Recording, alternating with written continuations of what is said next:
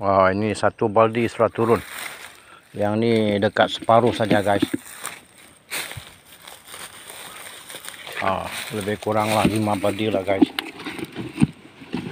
4-5 baldi lah baru penuh ni.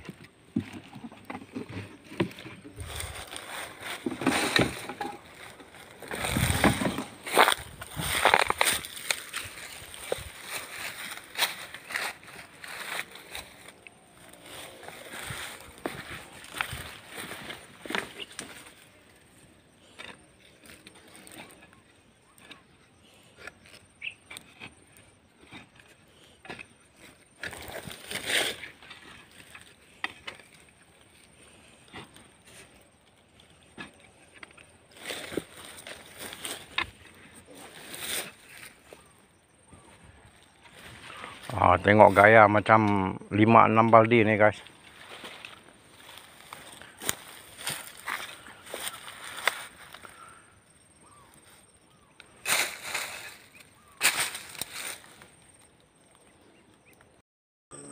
Ini dia guys. 2 baldi lagi tanah. Kita tambah dia lagi guys.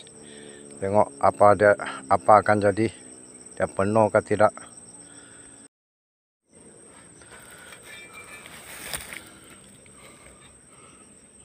Lagi 2 atau 3 baldi lah guys. Baru penuh rasanya. 2 atau 3 begitulah.